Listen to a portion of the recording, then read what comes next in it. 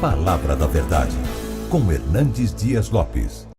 Que privilégio poder partilhar com você neste momento a Palavra de Deus para tratar de um assunto tão sublime, a majestade de Deus. Vamos basear esta mensagem em Isaías 40, versículo 18. Vamos ouvir a leitura do texto. Com quem comparareis a Deus? Ou que coisa semelhante confrontareis com Ele?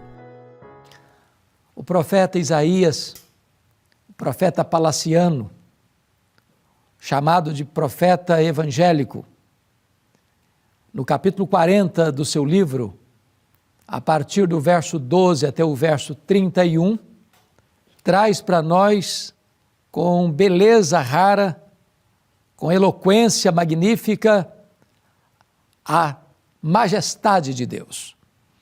E ele vai retratar diante dos nossos olhos, com perguntas retóricas, esta verdade magna do cristianismo, que é a grandeza insondável de Deus. E ele então, no verso 18, levanta uma pergunta: com quem comparareis a Deus? Ou que coisa semelhante confrontareis com Ele? E no verso 25, o próprio Deus pergunta: a quem, pois, me comparareis para que eu lhe seja igual? Diz o santo. Então, de forma pedagógica, Isaías vai mostrar para nós a grandeza, a majestade de Deus, primeiramente em relação às coisas que foram criadas. E no verso de número 12, ele vai provar para nós que Deus é tão grande que Ele é capaz de medir as águas na concha da sua mão, de medir os céus a palmos e de pesar o pó das montanhas em balança de precisão. Pense comigo no Pacífico, no Atlântico, no Índico, no Mediterrâneo, nos mares, nos rios, pois Ele mede as águas na concha da sua mão. Pense comigo na extensão vastíssima do universo, com mais de 93 bilhões de anos-luz de diâmetro, e Ele mede tudo isso a palmos. Pense comigo no peso quase incalculável aos nossos olhos das montanhas, e Ele pesa o pó das montanhas em balança de precisão. Nesta linguagem tão bonita e eloquente, o profeta palaciano retrata para nós quão grande é o nosso Deus. Mas agora, ele vai mostrar como Deus é grande no que concerne ao seu conhecimento. E, novamente, com perguntas retóricas, ele enfatiza: quem guiou o Espírito do Senhor? Ou, como o seu conselheiro o ensinou? Com quem ele tomou o conselho para que lhe desse compreensão? Quem o instruiu na vereda do juízo e lhe ensinou sabedoria e lhe mostrou o caminho do entendimento? De onde Deus tirou o conhecimento que tem? Com quem ele aprendeu a ciência? Quem foi o seu conselheiro? Em que escola ele estudou? Quem foi seus mestres? Quem lhe deu a saber o conhecimento da sabedoria, dos intrincados segredos do saber humano? E a pergunta é retórica porque Isaías está mostrando com isso que Deus é a fonte de todo o saber. Dele emana todo o conhecimento. Dele procede toda a informação. Ele é o dono do revelado e do oculto. Ele sabe as coisas que existem e as que ainda não existem. Ele sabe tudo. Ele a todos sonda. Ele a todos conhece. Ele tem todo o saber. Na sua extensão, na sua profundidade. Desde a eternidade, passando pelo tempo. Tudo Ele conhece. Tudo Ele sabe. Portanto, você pode concluir que Deus é incomparável em seu conhecimento. Você e eu temos um conhecimento fragmentado. Deus conhece todas as coisas. Você e eu temos um conhecimento limitado. Ele sabe tudo em todo o tempo, em todo lugar, sobre todas as coisas, sobre todas as pessoas. Ele é onisciente. Mas ainda, ele vai mostrar para nós a grandeza deste Deus, a majestade desse Deus, quando você olha para as nações da terra. Nos versos 15 a 18 desta obra, ele vai usar figuras muito fortes para mostrar a soberania de Deus, a majestade de Deus em relação às nações. Então, se você olhar para o passado, você teve grandes impérios, como o Império Egípcio, o Assírio, o Babilônico, o Medo-Persa, o Grego, o Romano. Se você olha hoje, você vê grandes nações, superpotências econômicas e militares, os Estados Unidos, China, Japão, Alemanha, França, Inglaterra, Brasil e tantas outras. E então o profeta vai dizer que Deus olha para todas essas grandes potências econômicas, militares, essas grandes potências tecnológicas e científicas, e considera todas elas reunidas como um pingo que cai num balde, como um pó numa balança de precisão, como nada, como menos do que nada, como um vácuo. Esta é a grandeza de Deus.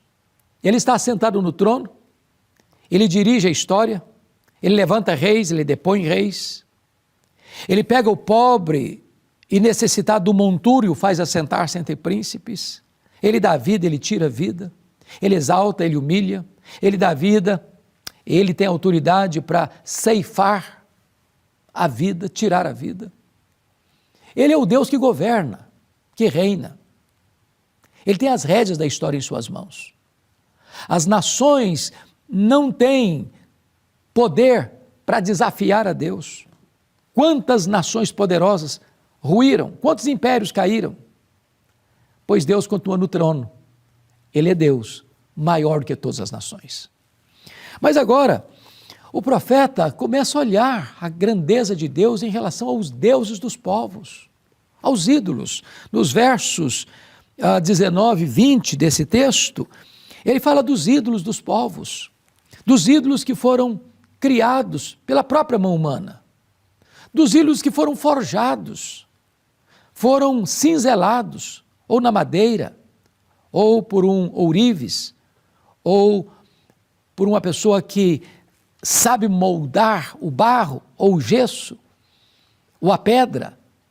E então, ele diz que esses ídolos são nada, são nulos. Eles não têm vida, eles não têm poder. Têm olhos, mas não veem. Tem boca, mas não fala. Tem mãos, mas não apalpa. Tem pés, mas não anda.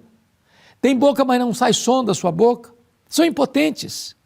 E os povos do passado e do presente ainda se curvam diante dessas divindades pagãs. Mas Deus é o autor da vida. Deus é o Deus da providência.